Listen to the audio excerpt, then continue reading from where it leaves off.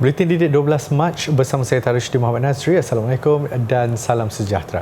Kementerian Pendidikan sedang memperincikan syaur yang dikemukakan oleh Jawatankuasa Anti Gangguan Seksual dan Anti Buli bagi mendapatkan penyelesaian terbaik dalam menangani kes gangguan seksual dan buli di sekolah. Menterinya Fadlina Siddiq berkata beliau yakin saranan dan cadangan yang disuarakan Jawatankuasa terbabit dapat meningkatkan keselamatan ekosistem sekolah.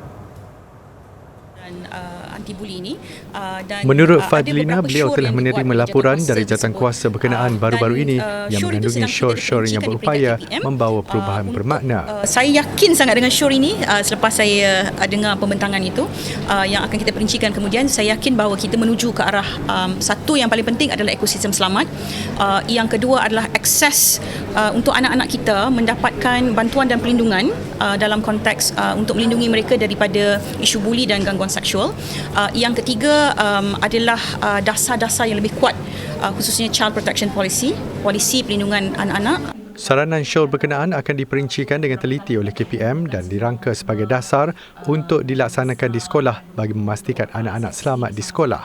Beliau ditemui selepas merasmikan projek rintis program 3S iaitu Safer Mind, Safer School, Safer Future di Pejabat Pendidikan Daerah PPD Seberang Perai Selatan di Nibong Tebal siang tadi. Fadlina yang juga ahli Parlimen Nibong Tebal turut memuji inisiatif yang dilaksanakan Pusat Khidmat Rakyat Parlimen Nibong Tebal itu sebagai salah satu usaha menangani gejala negatif termasuk buli, gangsterisme, vandalisme dan resis di sekolah. Katanya platform itu akan memanfaatkan 42 buah sekolah di Nibong Tebal di mana aduan berkaitan permasalahan boleh dikemukakan menerusi talian yang disediakan. Jadi kita nak elakkan sebenarnya ini jadi buffer kepada sebelum jadi viral. Ya, sebab kita memang nak lindung sekolah-sekolah kita ini sebab kita bila kita bercakap tentang viral ni dia akan melibatkan maruah anak-anak kita, nama baik dan dia mempunyai masa depan yang lebih besar. Pemegang taruh membabitkan pihak sekolah, ibu bapa dan agensi berkaitan antaranya PDRM, AADK, Jabatan Bomba dan Penyelamat dan hospital yang akan mengambil tindakan mengikut tanggungjawab masing-masing bagi menyelesaikan aduan yang diterima. Katanya, projek rintis yang diuji di Parlimen Nibong Tebal akan dipeluaskan ke peringkat negeri dan kebangsaan jika terbukti berkesan mencapai matlamatnya. Kerajaan Persekutuan akan melakukan ikhtiar secepat mungkin bagi kerja-kerja pasca banjir membabitkan sekolah-sekolah yang terjejas termasuk yang dijadikan sebagai PPS.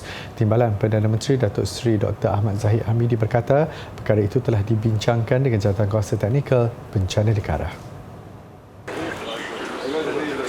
Menurutnya, ia perlu disegerakan khususnya 17 sekolah yang terjejas teruk akibat banjir di Johor memandangkan sesi persekolahan akan bermula pada 19 Mac ini. Bagi 17 sekolah ini, biarpun ianya hanya menggunakan premis-premis sementara tetapi koordinasi akan dilakukan tentunya dengan NADMA, dengan APA, APM dan beberapa agensi lain bersama-sama dengan jawatankuasa bencana di peringkat negeri dan daerah. Ini yang penting pelajar-pelajar dan murid-murid boleh terus belajar walaupun mungkin tidak terlalu kondusif keadaannya tetapi kita akan ikhtiarkan supaya dapat diselesaikan dengan sesegera yang mungkin. Selain itu, bagi mengatasi masalah banjir Temenung di Batu Pahat, kerja mengepam air banjir telah dilaksanakan. Pihaknya juga telah menerima permohonan bantuan dikemukakan kerajaan negeri berhubung isu berkenaan. Beliau berkata demikian pada sidang media sempena lawatan kerja di Bandar Penawar, Kota Tinggi. Dalam usaha mempertingkatkan kualiti dasar pendidikan tahfiz negara DPTN, dasar terpenting dalam pengurusan pendidikan tahfiz negara, kebajikan hufaz dan mahat tahfiz harus diberi perhatian oleh semua pihak. Timbalan Perdana Menteri Datuk Seri Ahmad Zahid Hamidi mengumumkan kementeriannya mengambil 3 mahat tahfiz angkat untuk dijadikan sebagai mahat tahfiz pendidikan dan latihan teknikal dan vocational TVET. Melatih mereka hufaz ni yang dah hafal 30 juzuk dan on the way untuk hafal 30 juzuk supaya menjadi pelajar TVET. Artinya kita berikan kursus-kursus kemahiran electrical, piping, perbaikan motor, kereta motor, air conditioning dan mereka ini bukan sekadar kemahiran kemudian mereka akan mengambil sijil kemudian diploma, ijazah pertama.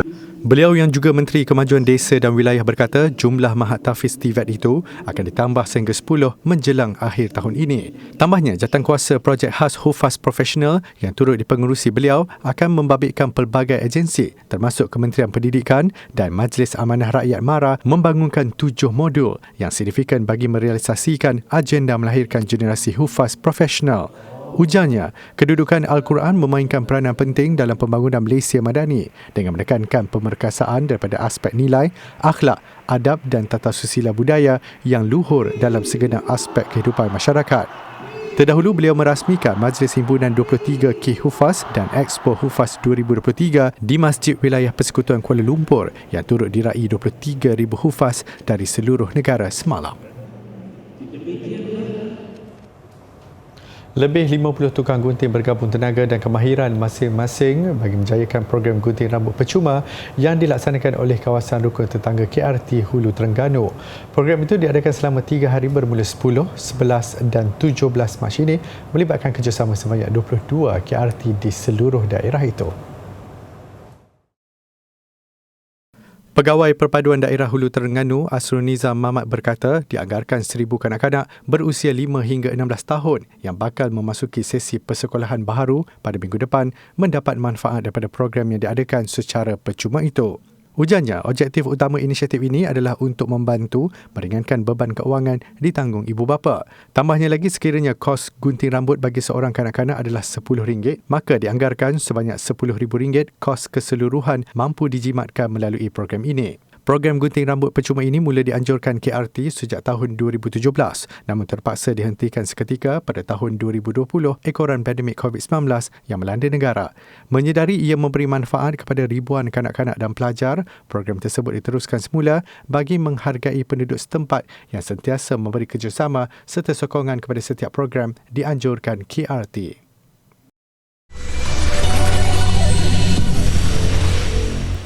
Bertemu kembali.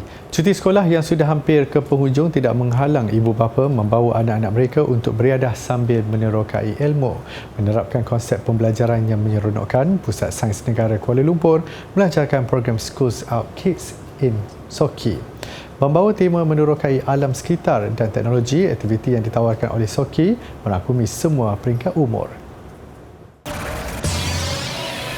Menurut Pengarah Pusat Sains Negara Mismah Jimbun, acara tahunan yang bakal dijalankan setiap cuti sekolah itu adalah usaha untuk membudayakan sains dalam kalangan masyarakat. Selain itu, ia adalah usaha Pusat Sains Negara untuk merangsang individu melibatkan diri hingga mencetuskan rasa ingin tahu secara langsung, mencabar masyarakat untuk mencipta dan menyelesaikan masalah dengan idea-idea yang kreatif dan inovatif. Soki 2023 memang ada kelainan sikit sebab dia menawarkan tema iaitu alam sekitar dan teknologi. Maknanya kita manusia merupakan sebahagian daripada alam sekitar dan juga banyak rahsia alam sekitar yang belum kita terokai, tetapi dengan adanya teknologi ianya boleh diterokai. Jadi kita cuba membawa pengunjung, memberi kesedaran kepada pengunjung untuk meneroka melalui aktiviti-aktiviti sains kita alam sekitar, tapi pada masa yang sama juga kita memberi kesedaran kepada pengunjung pusat sains negara supaya menjaga dan memelihara alam sekitar. Sepanjang Soki berlangsung, pengunjung berpeluang menyertai pelbagai aktiviti berkaitan sains, permainan berasaskan sains dan teknologi, persembahan kreatif, peraduan sains dan bengkel. Aktiviti yang berlangsung bukan sahaja memberi keterujaan kepada anak-anak, malah ibu bapa. Saya tengok Pusat Sains Negara ni melalui TikTok. TikTok yang explore, tunjuk. So saya tunjuk ke anak-anak pun macam excited. Dia kata, nak mama, nak jom kita pergi. So kata saya bawa. So cousin dia pun nak ikut. Cousin dia kata, okey tak apa, mak dia kerja, saya bawakan. So dia memang excited masuk daripada bawah. Dia dah teruja sangat. Dia kata, best mama tempat ni. Dan saya hari ni, pagi ni saya dah join cabaran STEM. Jadi kat situ ada banyak sangat, ada 6 stesen yang ada banyak aktiviti yang macam ada solving puzzles. Lepas tu yang memang mencabar minda kita lah. Berikutan kemasukan percuma untuk ke program Soki, ada kalangan pengunjung turut ke Pusat Sains Negara 2 hari berturut-turut. dapat tahu program ini mengenai iklan dalam Facebook. So melalui program ini saya dapat mengetahui lah lebih banyak dan menerokai sains dunia ini. Rupa-rupanya sains ini memang menarik sangat lah. Kita dapat nampak ada banyak eksperimen yang berbeza. Kita dapat mengenai apa itu COVID lagi. Lagi ada cabaran STEM yang berbeza lagi. Tadi juga ada science show yang amat menakjubkan kita lah.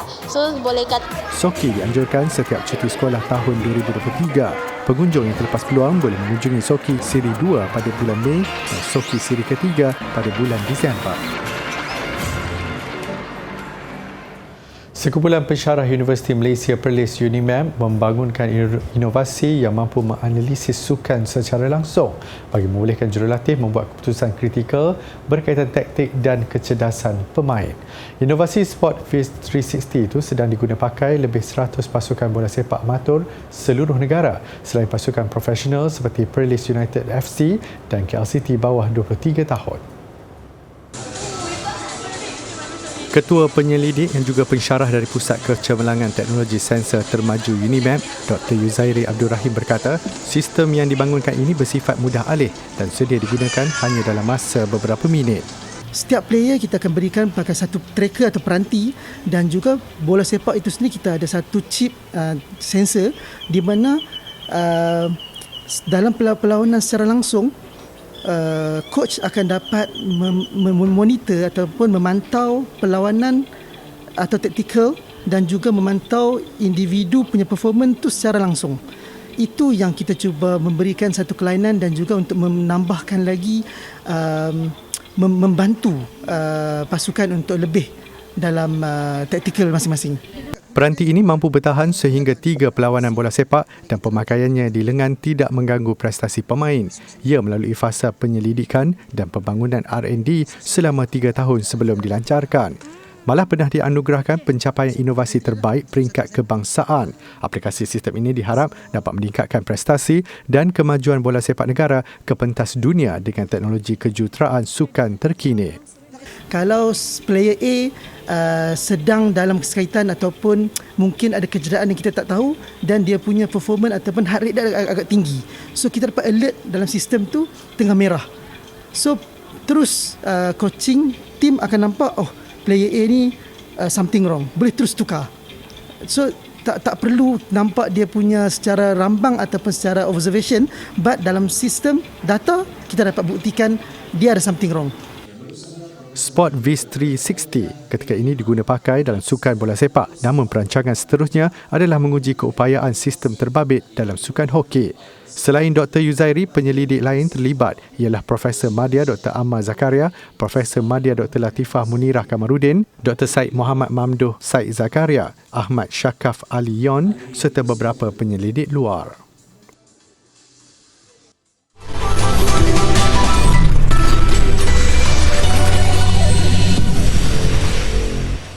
Industri perfilman terus menjadi platform anak muda mengetengahkan hasil karya kreatif mereka terutama melalui filem pendek. Mereka yang mula terdedah dengan pembikinannya di Menara Gading berpotensi digilap sebagai bakat baharu bagi menghasilkan kandungan filem lebih segar terutama membabitkan mesej masalah sosial. Buktinya, penganjuran Festival Filem Universiti Taylor TUFF 2023 yang berlangsung baru-baru ini mendapat penyertaan 85 filem dan dokumentari sumbangan pengkarya muda dari 13 negara. Graduan-graduan kami mendapat pekerjaan sebelum habis pembelajaran selama 3 tahun dan ini juga membagi mereka eksposi kepada industri. Industri pun mengenali mereka dan kerja-kerja filem mereka. So ini memberi peluang yang baik untuk pelajar-pelajar kami. Festival yang diadakan selama seminggu itu juga mendedahkan pelapis baharu dengan peralatan digital yang digunakan produksi dalam pembikinan sesebuah filem. Hasil karya antaranya dari Indonesia, Taiwan, Jepun, China, India dan New Zealand. Program ini memang bagi banyak students untuk mengambil ini kesempatan untuk them to take part in this competition and also untuk tunjuk talent mereka. Lagi satu adalah untuk menunjuk information ataupun masalah-masalah yang berada dalam rakyat kita kepada beberapa orang yang tidak tahulah. Sebanyak 24 karya filem pendek dan dokumentari diberi pengiktirafan, membabitkan 12 kategori dalam negara dan 12 lagi untuk penyertaan luar negara.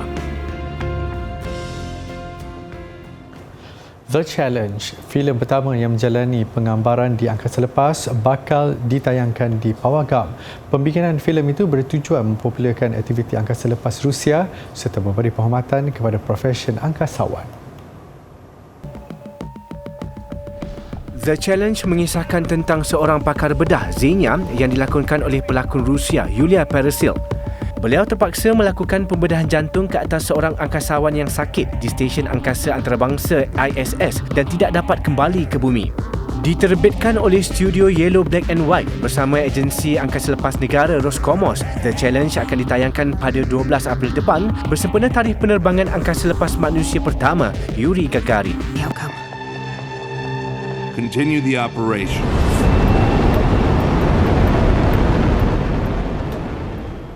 Bukan sesuatu yang baharu untuk seekor kucing menjadi tarikan di sesebuah lokasi. Malah kewujudan si bulus juga mampu menjalani aktiviti pelancongan seterusnya menyumbang kepada ekonomi setempat. Di Szczecin, Poland, seekor kucing hitam putih mencetus sensasi dan menjadi tarikan pelancong. Kisah si bulus bernama Gacek tersebar di serata Poland. Kucing ini tinggal di sebuah rumah kayu di tepi jalan berhampiran pusat bandar. I'm here about Gacek from my friends from Warsaw exactly, and they sent me article about him, and here I am. Gacek dijaga seorang pemilik kedai berhampiran yang memastikan dia cukup makan dan minum serta dibawa berteduh ketika cuaca hujan. Jurucakap Pusat Pelancongan Szczecin mendedahkan aktiviti pelancongan di situ meningkat dengan ketara sejak kisah Gacek tersebar. There was a guy from Norway who took a flight, and in this case, I will not believe that Gacek was the only reason, because tourists from Scandinavia are quite a common view in Szczecin. But he claimed that Gacek really drove him to make the decision of arriving here and sightsee the city. So Gacek's impact for Szczecin's tourism and tourism development shouldn't be underrated. Lebih membanggakan, alamat Gacek adalah lokasi pelancongan dengan rating tertinggi di Google Map melebihi tapak bersejarah. Layak digelar selebriti, gambar dan video Gacek di TikTok dan Instagram pula mendapat ratusan ribu like dan pengikut. Rata-rata penduduk setempat bersyukur dan berbangga memiliki kucing selebriti yang terkenal di dunia.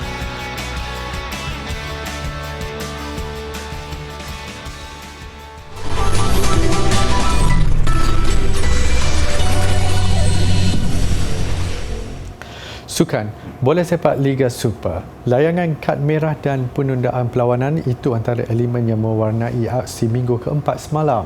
Terengganu FC meraih kemenangan pertama menewaskan PDRM, manakala perlawanan di Stadium Tuanku Abdul Rahman di Paroi, Negeri Sembilan FC menentang KL City ditunda susulan hujan lebat. Di Stadium Sultan Zainal Abidin Gombadah, tuan rumah Terengganu FC akhirnya ceria meraih kemenangan pertama. Berdepan PDRM, tentangan sengit pelawat terencat selepas penjaga gol Ramadan Abdul Hamid dilayangkan kad merah pada penghujung babak pertama. Kesempatan itu bijak dimanfaatkan Terengganu yang menggandakan asakan selepas bermula separuh masa kedua. Hasilnya pada minit ke-76 apabila pemain Uzbekistan Sardar Kulmatov menjaringkan gol kemenangan. Kemenangan ini membolehkan Terengganu yang berada di kelompok bawahan sebelum ini melonjak ke tangga ke-6. PDRM yang mengejutkan Kedah minggu lalu di tangga ke-7 berkongsi 4 mata namun berbeza jaringan. Lain pula ceritanya di Stadium Tuanku Abdul Rahman Paroi, pertembungan tuan rumah Negeri Sembilan FC dan KL City ditunda susulan hujan lebat. Pengadil perlawanan Muhammad Usaid Jamal memberhentikan perlawanan pada minit ke-27 selepas hujan lebat berterusan. Keadaan itu menyebabkan padang digenangi air ketika perlawanan masih berkedudukan tanpa jaringan. Pengumuman penangguhan perlawanan akhirnya dibuat pada jam 10.30 malam. Pegawai pertandingan menguji 2 kali keadaan padang sebelum membuat keputusan itu. Liga Bola Sepak Malaysia MFL akan mengumumkan tarikh baru perlawanan dalam masa terdekat. Perkembangan badminton terbuka Jerman. Cabaran pemain negara di München, Jerman berakhir selepas beregu wanita Perli Tan dan M. Tinah tewas. Pada aksi separuh akhir pagi tadi, Perli dan Tinah tumpas di tangan gandingan Jepun. Berdepan Nami Matsuyama dan Chiharu Shida dari Jepun yang tampil selaku pilihan pertama, laluan suka sememangnya dijangka buat Perli dan Tinah. Namun mereka yang diletakkan pilihan ke-6 menampilkan aksi kemas pada set pertama memaksa lawan bekerja keras. Perli dan Tinah akur tewas 22-24. Cerita berbeza pada set kedua. Matsuyama dan Shida menang mudah 21-13 pada saingan keseluruhan yang memakan masa 42 minit. Pasangan Jepun ini akan menentang beregu Korea Selatan, Baihana dan Lee Soo-hee pada aksi final esok. Berakhirnya saingan Liga Hoki semalam, tumpuan terarah kepada perebutan Piala TNB yang bermula Selasa ini. Pada aksi separuh akhir pertama, THT selaku juara Liga akan menentang UiTM HAKPT, manakala pasukan naik juara TNB akan menentang pasukan di tangga ketiga Liga Maybank. Perlawanan separuh akhir kedua berlangsung pada 16 Mac. Semua perlawanan diadakan di Padang 1 dan 2, Stadium Hoki Nasional Bukit Jalil. Dalam pada itu, UiTM HAKPT mengesahkan slot beraksi di Piala TNB selepas berada dalam kelompok 4 pasukan terbaik Liga.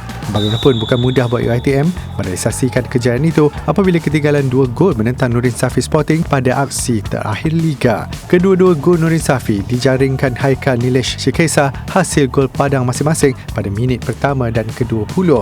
Namun UiTM nyata tidak mudah mengalah apabila bangkit dengan 5 gol.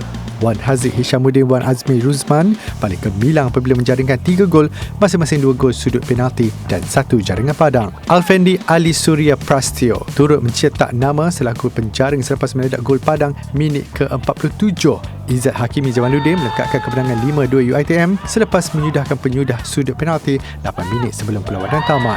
Kemenangan ini pastinya satu motivasi buat UiTM yang akan berdepan pasukan gegasi THT pada 2 aksi separuh akhir Piala TNB nanti. Paparan instalasi seni interaktif The Burn di Toronto, Kanada mengakhiri Buletin Didik. Saya Tarushdi Muhammad Nazri, salam hormat dan jumpa lagi.